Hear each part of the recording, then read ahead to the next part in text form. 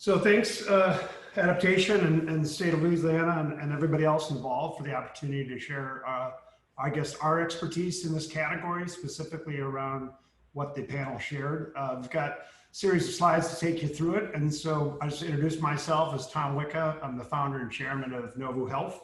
And I have Corey with me. Corey, a quick introduction. Good morning, I'm Corey Bussey. I'm the Vice President of Sales Operations and Performance Management at NovuHealth. Great, thanks. So we'll jump in now. Obviously, David from Adaptation kind of really called this out at the beginning of his comments, and I just want to bring it up again as that bottom second, the challenge statement to the organizations that were in the RFI and ultimately the ones that were brought together today, it really focuses on these three bottom parts. And of course, that's a lot of what the panel was speaking about. So we're going to spend the majority of my massive 12 minutes here talking about these points to the extent communicating how Novu approaches these and specifically what we're doing in the Medicaid space. Before that, I'd be remiss if I didn't do a little plug for the business. So Minneapolis-based, 45 million revenue, only serve Medicare and Medicaid for consumer engagement. It's the only markets we serve, and we specialize in that. And for that, we think we have the ability to dig deeply and understand these members, these conditions, and of course, the regulatory environment. On the right-hand side, we really focus on the high-value behaviors. What is most important for that member to do next in their health? And how do we best communicate and engage them to get them to take that step? We do not provide care. The system provides care. Our job is to connect that individual to care and make it meaningful to them so they can act. And lastly, our company is really based on ROI. So our contracts are for outcomes. We don't get hired to make phone rings or send emails. We get hired to get outcomes or actions completed. And so we focus on that as an organization. We think that's differentiated. Clients, of course, Tombstone, we serve in the Medicaid space. We operate in 33 states across the country. We think that's interesting and relevant for Louisiana because what is happening in other states in Texas or New York is relevant to what may be happening in Louisiana. Populations are different, but actions are insights that we can drive back into our programs. And so what we learn from other states and other markets, we drive back into a control or what we call, the champion, if you will, of all of our communication techniques. So anybody is a beneficiary that works with Novu of our broad understanding across the United States. And then lastly, and I'll get into the comments, anybody that wants to talk about engagement or platform solutions for Medicaid needs to understand it's a very unique population. There's regulatory environment that a platform or a company that does engagement has to understand and be built for. And there's also obviously special needs of these populations. Novu is not an employer kind of healthcare solution bent to work for Medicaid. This is built for Medicaid and therefore has all these examples that you're seeing on your screen of inherently in our technology to deal with the realities of Medicaid, both regulatory and lifestyle. I want to now jump to those three main points. We put them in 5 buckets here, and I'll rip through them, but what makes the best practices to engage Medicaid populations from Novu's perspective and what we built. And the panel talked about the theory of how do we do this. And I want this to be a section, or I'm sure the other companies will talk about, this is about how we are actually executing. Theory doesn't work, execution is what we're trying to get to, and so that's what I want to talk about here for the remaining slides. Our first step is really to think about that Medicaid member as a consumer. I forget if it was Melinda or somebody else, that chronic, maybe a disconnected Medicaid member is a consumer first, and he or she is consuming and engaging the consumer markets in all types of ways. So we want to start with that as understanding a member. When we ingest a member into our platform, everybody goes through a scoring system, and that scoring system uses consumer data models against that individual to identify all types of things that we use to identify them. But most important, we want to engage 3 main areas. What are they likely to engage? First of all, are they likely? We can pound, but what is our success rate going to be? That's important for economic modeling and outcome modeling. Secondly is what channel do they want to be engaged in?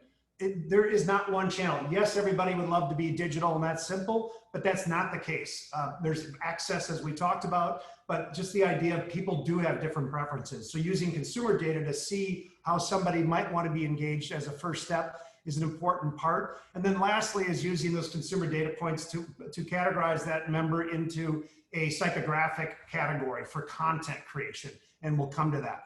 By doing these pre-consumer models, we can change engagement rates by 15x. And that sounds extreme, but not if you're going after somebody with the right message in the right channel.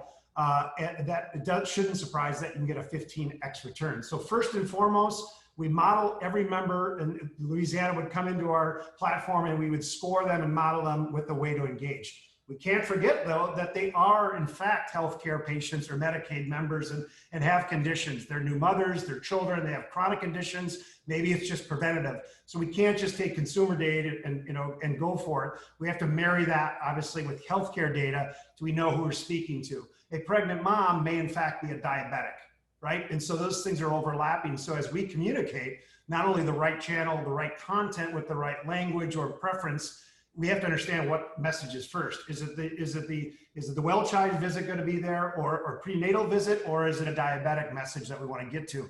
So we have to marry that and understand that. So here we continue down the segmentation path. The idea of building content is very important. It was second point in the adaptation element of saying, what do you do differently?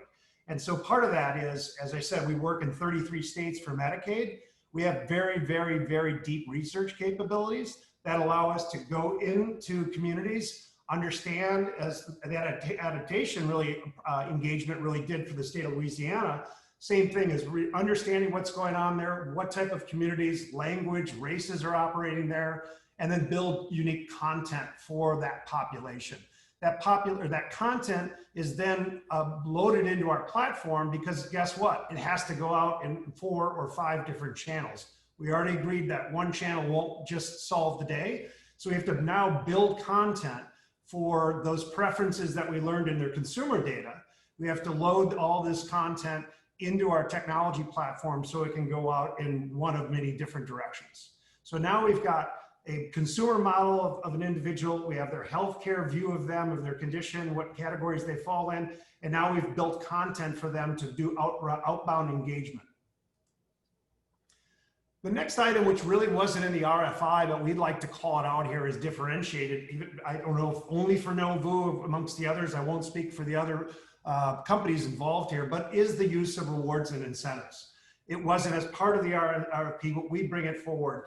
It is an important element, as I said earlier, and I think Melinda said in the panel, that these are consumers first, and consumers are paying attention to what's being put in front of them. And while we don't want to always have pay for play, if someone needs to take a behavior, close a gap, take an action around managing their condition, stay through the persistency of an enrollment process, it is in our best interest as a state, a country, and as a healthcare system to use rewards and incentives to drive certain behaviors, highest value behaviors, especially the people that are not engaged. If somebody hasn't done anything in 3 years, I don't know if the well-crafted email with the right content at the right time is going to just win. And so often rewards and incentives, not always, need to be married with these engagement solutions. So we wanted to call that out as something that wasn't necessarily the RFI, but we think is an important part of moving the hardest to move, if you will, in engagement. So now we've got the models, we've got the healthcare condition, we've got content, and sometimes we have rewards. It was called out before that what preference is this member want to communicate into? We have a platform that goes into all these channels. You can see it's telephonic, direct mail, digital, and then the fulfillment of certain, if there's cards or incentives a part of it. And you can see that they're two-way. So we can go out to that member. Our platform generally is an outbound engine of engagement. I have to get the attention of that member or that individual for he or she to take any action. And I have to have meaningful, and the frequency has to be on right. So these are the channels that we can go to. And I don't want to say I prefer this channel. We have to understand what the member prefers. And from there, we go out in that channel, and if it works, we stick with them. Or if they don't, we try other channels and channel switching to find what might be the right channel. Here's a visual of that, no big deal, but you're going to see, right? As I mentioned before, content has to be built for different channels and has to be done with different frequencies and dosages as adaptation used, and we have to be prepared for that, and our platform does that in spades. Here's an example of an enrollment process The idea of dosages or frequency, as we call it, Capital One knows they build models on you as an individual, and they're going to build a frequency or a dosage model to understand when you're likely to respond.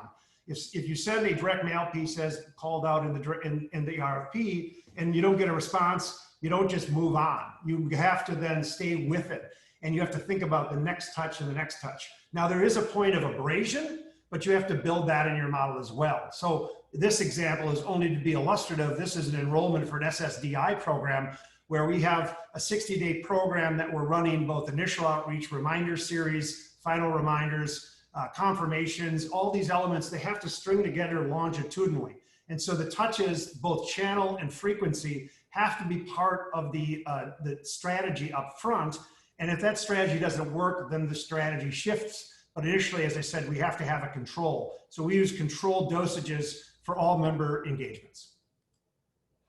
Lastly, all that is beautiful and all for naught and all hypothetical unless it can run on a technology platform that executed in an automated way. If we're putting 1.7 million Louisiana lives on a platform, it can't be done manually, right? And so things have to be loaded, run, and then read, and then adjusted. And so we have a very, very deep technology stack here that can do sophistication with all, as I said, those channels, those contents, those consumer models, and then update as it goes along. So if somebody took an action, you move to the next action. If they channel switch, you got to follow them to that channel, et cetera. Finally, on this slide, and I'll hand it to, I think the last slides to Corey, is just this idea of you don't just set it and forget it. So an engagement solution, folks, have to have ability to be looked at and altered on an ongoing basis. As I just said, we have a strategy and we set forth on our platform and it runs automated. But if we're not getting the engagement rates or we're not getting outcomes that we want, we have to make adjustments.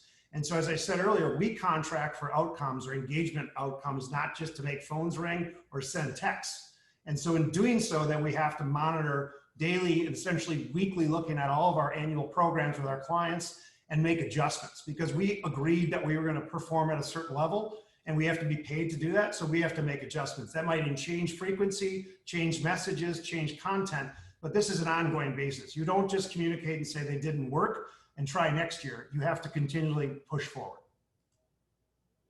I guess there's one last slide. All these use cases are what we, general engagement, quality, risk, care management, and coordination, are certainly mean a lot to the healthcare people on the phone in the Medicaid world. They don't mean a lot to a member. So we don't use this language, but our solutions do longitudinally try to look at a member from enrollment to care and then re-enrollment and satisfaction. So won't get into these, but our solution, of course, and our content has to interact with all these type of healthcare intersections or interventions with the member.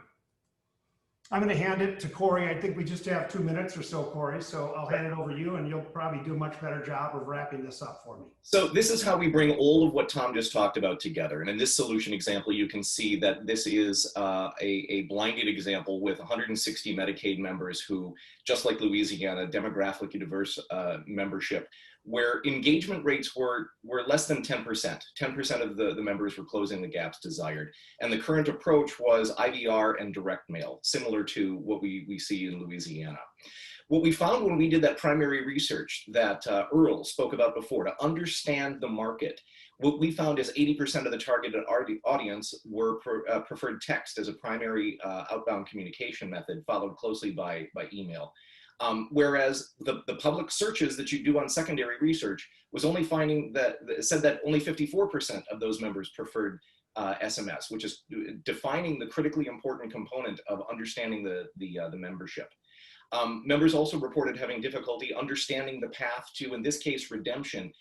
In the Louisiana case, the path to enrollment and re-enrollment.